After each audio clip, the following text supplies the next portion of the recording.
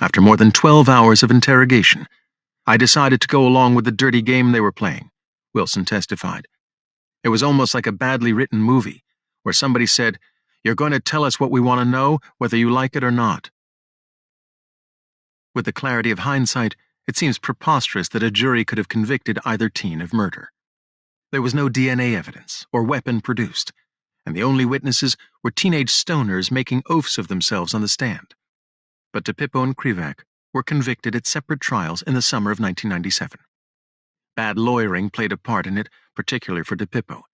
His attorney, Robert Leader, had been Gombert's lawyer in 2 prior sexual assault cases in Putnam County. The first was Rachel R.'s.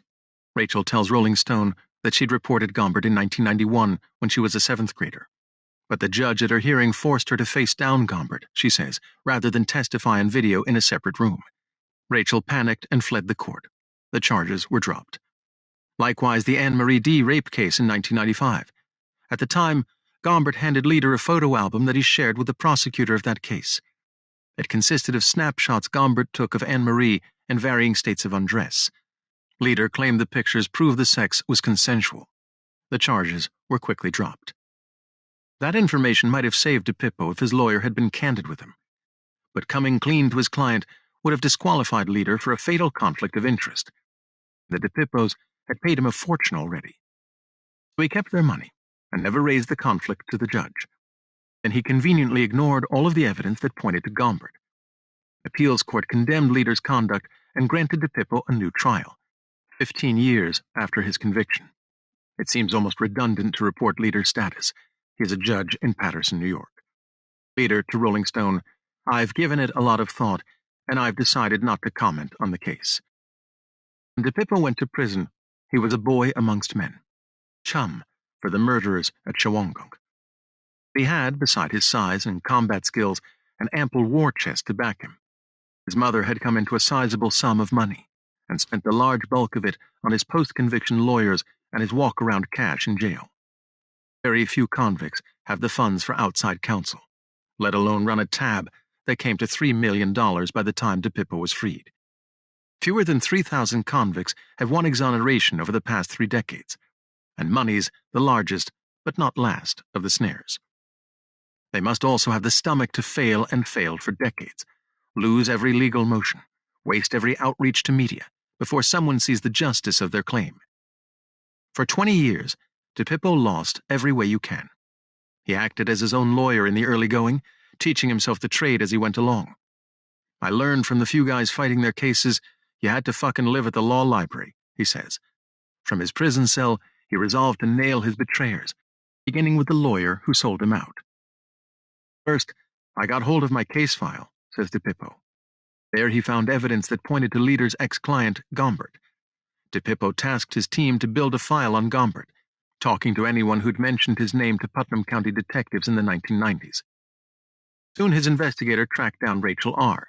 and slowly drew her out about her past. By and by, the details emerged: the rope, the gag, the rapes and threats, and the secret room in the garage behind her house. For the sworn testimony of Rachel and her mother, who'd watched from their rear window, girls were locked into that room by Gombert and wouldn't be let out until the next morning. They would vary in ages, 16, 18, around that period, said Sheila in a 2016 deposition. For years, she'd been silenced by shame and guilt. By DePippo's retrial, though, she'd found her voice, a dying woman testifying from a wheelchair. Meanwhile, there'd been breaks in the Robin Murphy case. On April 9, 1995, Murphy had vanished from a strip mall lot. She was another Carmel teen trying to find her lane, having dropped out of school the year before. She had a job at the ShopRite, where she befriended Anne Marie D., a part-time clerk. 100 yards away was the laundromat where Gombert worked. Murphy had befriended him, too. At the time, Gombert was estranged from Anne Marie, who had him charged with rape just 2 months prior. She'd fled to Connecticut and was hiding in women's shelters. But he tracked her through her other job, at Sears. Per Anne Marie, he'd dyed his hair black and left flower bouquets on her car. Then in early April, he abducted her, putting a knife to her throat, she told cops. When she screamed bloody murder, he ran away.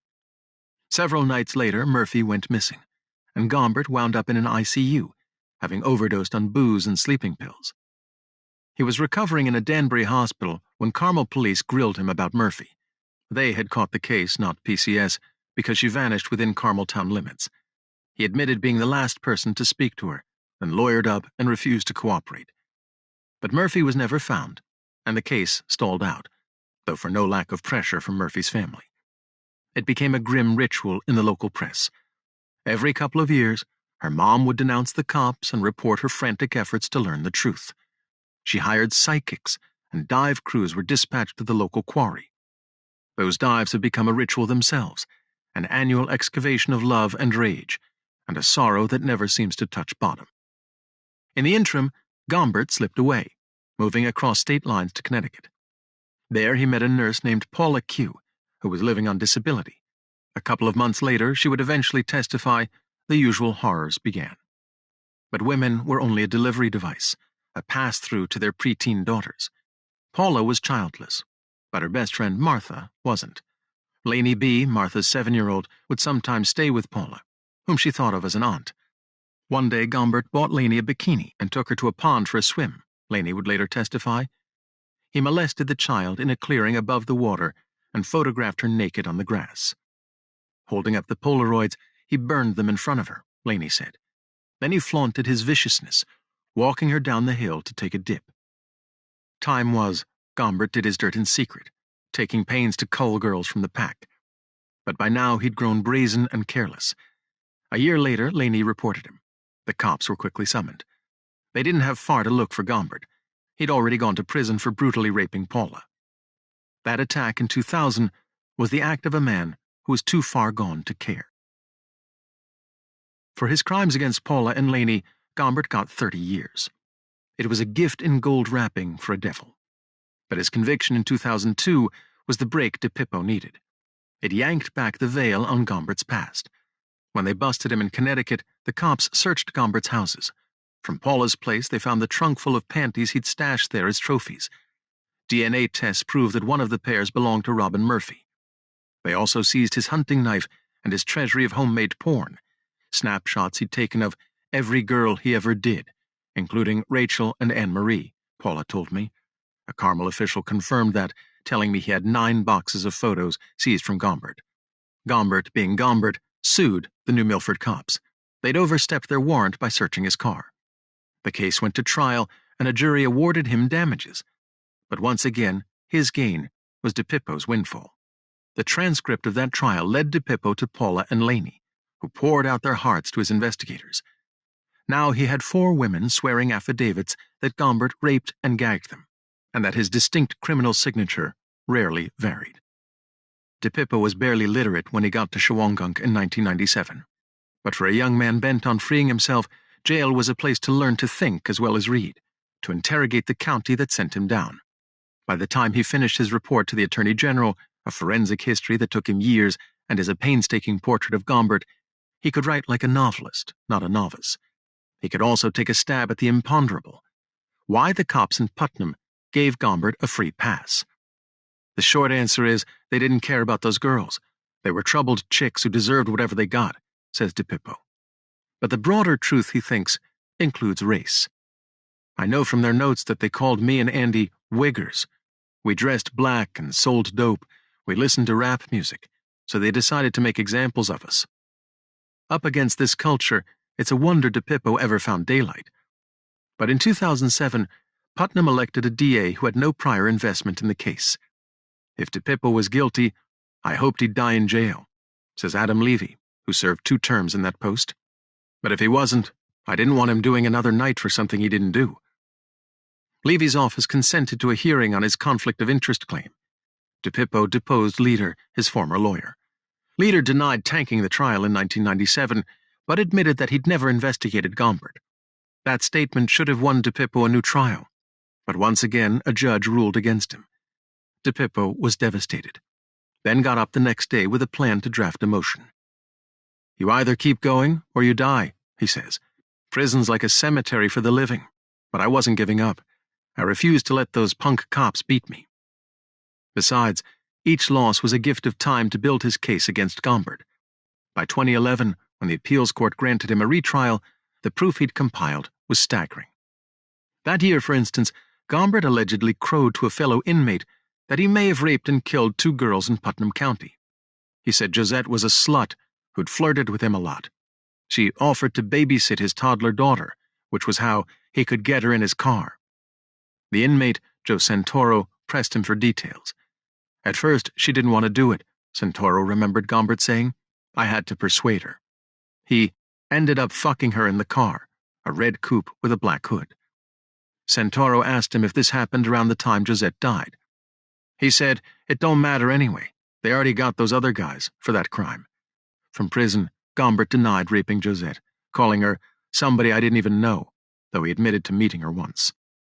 Then Santoro said he talked about the second body, a chick he used to know, named Robin. They won't find her if they didn't find her yet, he boasted, which left him in the clear. Santoro ran to his cell and wrote down those details. He later passed them to DePippo. In 2016, Santoro took the stand and testified to his story at trial. Gombert disputes Santoro's account, alleging that Santoro was paid off, but produced no evidence to support this. Gombert also points to the fact that, in April 2021, Santoro was arrested on federal extortion charges for allegedly threatening to recant his prior testimony unless he was compensated.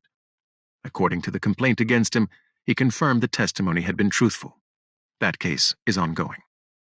In the run-up to the 2012 trial, DePippo presented everything he'd put together against Gombert. Affidavits from 4 victims, Gombert's alleged confession to Santoro, and the trunk of panties seized from Paula's. But the judge at his retrial blocked every shred of evidence against Gombert. Once again, DePippo had to fight for his life in a courtroom tilted against him. Barred from even raising Gombert's name to jurors, he lost his retrial in 2012. He was 16 years in, and millions of dollars out. No one would have blamed him for folding. Instead, he doubled down, hiring one of the most pugnacious lawyers in New York City. Ben Brafman had made his bones repping Salvatore Sammy the Bull Gravano, Jay-Z, and Sean Combs. Brafman put his post-conviction partners to work, tasking them to rethink the case from scratch. Mark Baker, the appellate lawyer on the team, read the Gombert file and had a radical thought. There's a weapon DAs have called the Molyneux Rule, to include prior bad acts against defendants, says Baker. He cites Bill Cosby as an example. At Cosby's second trial for sexual assault, the judge let his previous victims take the stand to establish Cosby's M.O. I figured, why can't we do a reverse Molyneux, says Baker. Bring in Gombert's history as a criminal pattern, but use it on behalf of our defendant. The ploy either hadn't been argued before or had never prevailed on appeal. Because it was a novel issue of law, a judge in New York's Court of Appeals granted him a hearing. Baker persuaded that judge to have the full court review it. He argued his case before the 7-member panel in January 2016. There's only a 2% chance of getting the entire panel to hear your argument. But Baker got to make his case, and the court agreed with him. It issued a precedent-setting decree that gave DePippo a third trial while opening the doors for others wrongly accused. It found that the judge at his 2012 trial had wrongly barred his introduction of evidence against Gombert. He was entitled to make a robust defense, they said, and if that meant accusing Howard Gombert of murder, well then, a jury should hear it and decide. DePippo was ecstatic. The ground had moved beneath him. Alas, it had moved below the DA's office too. Levy had been replaced by Robert Tendy, who was bent on sending DePippo back to prison. He'd been released to home confinement pending trial. Tendy brought on a shark to handle the case, a prosecutor from Manhattan named Larry Glasser. Glasser's first act was to phone his star witness. Denise Rose lived anonymously in small-town Florida, an unstable single mother who couldn't keep a job and was on probation for public drunkenness. A year before, a lawyer from Levy's office had flown down to see her, wanting to know how she'd hold up at a third trial. He'd found her really damaged and deeply dishonest, a woman he wouldn't trust to tell the time. That lawyer, a veteran prosecutor who asked not to be named, walked her through her account of the murder. He tells Rolling Stone he grilled Rose about what the victim wore, right down to her earrings. At the 1-hour mark, he hid his wrist from Rose. "What color is my watch?" he asked her. Rose, sitting smack in front of him, said she had no idea. "Exactly," said the lawyer. "That's how I know you lied. Witnesses never remember pointless details. Rose broke down and blurted out, "Castaldo." He was the one, she said, who gave her all those facts, but she insisted against all proof that she'd seen a crime. It was this version of Rose who took the stand a year later. Mark Agnifilo, DePippo's trial lawyer, tied her up in knots, then poked huge holes in her story. Over 20 years, she'd told 3 juries that she feared DePippo would kill her, but Agnifilo wrung from her the shabby truth. She'd spent every free evening after the murder clubbing and copping drugs with DePippo. By the time she confessed to having sex with him once, and often cooking dinner for the two of them, the jurors had heard enough. Not only did they not believe her, they wanted to get the truth, says Agnifilo. What actually happened, and who did what to whom? With the stage now set to address those questions, Agnifilo called Gombert's accusers. Lainey B. talked about being raped at 7, then sobbed as she described what happened next. "He took pictures of my vagina, and he made me look," she said. When she cried, he just lit them on fire. Getting off the stand, she was destroyed, she says. "I ran to the bathroom and was wailing so loud that security came to check on me. It was the rawest moment of my entire life." Then came Rachel R., a stunning but doom-struck woman, having led a life deformed by rape. She'd been taken from her mother and placed in care when she reported Gombert at age 13. A bright, beautiful girl, she'd left school in 9th grade to birth and care for her daughter. That was about the time she fled Carmel. But she testified, Gombert always managed to hunt her down. The last time he did so, she was sound asleep. He woke me with his hand over my mouth. He snatched her baby from her crib and threatened to take her if Rachel didn't submit. He said I was just worth a couple $1,000, so he wouldn't care if he killed me, she said, weeping. But the kid was worth more to him, at least $25,000. Rachel did as instructed. She also described an earlier beating in which he punctured her kidney. "Did you report that to the cops?" Agnifilo asked. Yes, she said she did, but nothing was done. By now Agnifilo had swung the jury to his side, but the coup de grace witness was Dom Neglia, the disabled former friend of DePippo's. Neglia, like every teen hounded by those cops, had been shattered by the lies they had him tell. He'd been in and out of jail for most of his adulthood. As he talked about the ways Castaldo tortured him, and about the pain he bore for framing his best friend, Neglia looked over at the jury.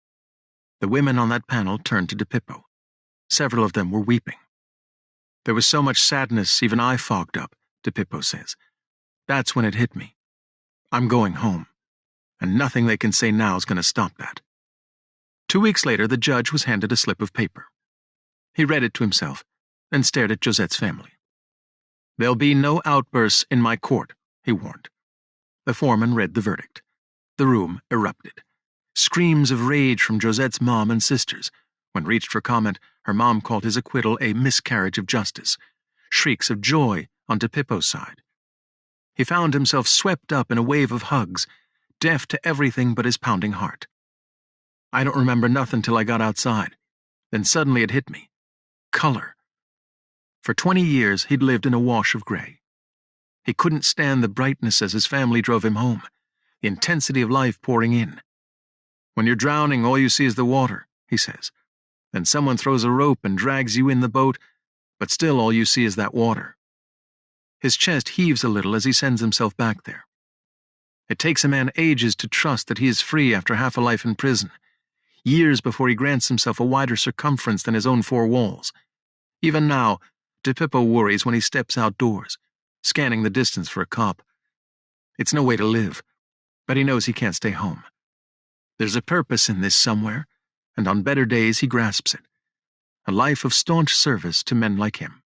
For now, though, there's a story he must see to the end. It begins with freeing his best friend, Krivak, whose pathway home is blocked by Bob Tendy, the Putnam County DA. From the start, Andrew Krivak's road was harder than DePippo's. The cops dredged a confession from him. They detained him for hours, denied him a phone call, and lied that DePippo snitched on him, according to his lawyers. Krivak asked to take a polygraph test. The cops told him that if he passed it, he could go home. Krivak was handed off to their supervisor, Dan Stevens. Stevens, an operator from a politically potent family, had built a tidy sideline over the years. He leased himself out as a polygraph examiner to police forces in downstate New York. Walking into a room with his ancient lie detector machine, he'd strap detainees to it for many hours. Then he'd conduct a forensic Q&A that was a confession-extracting ploy dressed up as science. Much of what is known about Stevens's methods surfaced in a landmark lawsuit in 2014. Jeffrey Deskovic was a teen suspected of raping and killing his classmate, though DNA traces on the girl's remains clearly ruled him out for the crime. But Stevens pried a false confession from him in an abusive and outrageous procedure, as an expert would later describe it. He used a technique called the Arthur examination procedure, which had long been debunked by the profession. He strapped Deskovic to the machine, without food, for at least 5 hours, told him he'd failed when in fact he'd passed the test, then promptly lost the results. Deskovic served nearly 16 years behind bars before the Innocence Project brought forth his appeal. Retesting the DNA, they matched it to a murderer who promptly confessed. Deskovic sued the county, targeting Stevens as lead defendant. Jurors were so appalled by Stevens's misconduct, fabricating evidence, and coercing a false confession that they awarded Deskovic the highest personal damages in the history of such cases, $41.6 million. So it apparently went with Krivak. Though Stevens's machine malfunctioned halfway through, he told Krivak that it had caught him in lies about the murder. That was false. Krivak gave truthful answers, as an expert would certify years later. But Krivak broke down then and signed a confession that Quick wrote out for him. Stevens did not respond to a request for comment through his lawyer. Putnam officials flinched when DePippo sued the county for $30 million. After haggling with him for years, they settled his case before his lawyers could depose Stevens. All of which raises a burning question. What is left for D.A. Tendy to try, given the state of the facts against Krivak? Despite overwhelming evidence that Gombert alone committed this horrific act, the Putnam DA insists on retrying him, says Karen Neuwirth, Krivak's current co-counsel. That decision victimizes not only Andy, but all the other victims of Gombert's who've never received justice. 5 of the witnesses at his first trial recanted, and 3 of them testified in court that cops bullied them into signing false statements. There is Krivak's confession, though the cops who allegedly coerced it have already cost the county tens of millions. There is Castaldo, who was off the force by 2015 after being caught on camera beating a shackled defendant. He was arrested and charged with 3 counts for that stunt. The most serious was a felony for filing a false instrument. He lied about the assault in his report. In a sweetheart deal, though, he pleaded to a violation, which carried no jail time or cut in pension. And then there is Rose, the last accuser, as wounded as any victim in Gombert's wake. When the lawyer from Levy's office went to Florida to see her, he stopped by her parents' place first. They told him they'd seen a huge change in their daughter after her second sit-down with Castaldo in 1996. She'd been very badly shaken by that encounter. Her parents were so distressed they spirited her out of state, but they said Rose insisted on going back. "They'll bring me back and arrest me," she said. 3 weeks later, Castaldo squeezed from her the statement that enabled him to arrest the boys. There were dozens of such statements taken by Putnam cops. Rose's was the only one not sworn. Was that the one concession she wrung from Castaldo? DePippo and his team still wonder. She'd lie if it didn't cost her perjury charges? Should the state ever name a special master to exhume the possible crimes of Gombert's enablers, Rose's name will surely make the punch list. Or not. Alone among the victims and survivors of this horror, Rose has the power to end it here. With 2 words, "I lied." She can speak for the women who dread the day Gombert gets out. 20 years later, I still wake up screaming if I forgot my sleep medication, says Lainey B. They know what he is, they say. They know he hasn't changed. And they know, with the terror of having lived this before, that no cop will believe them if he comes.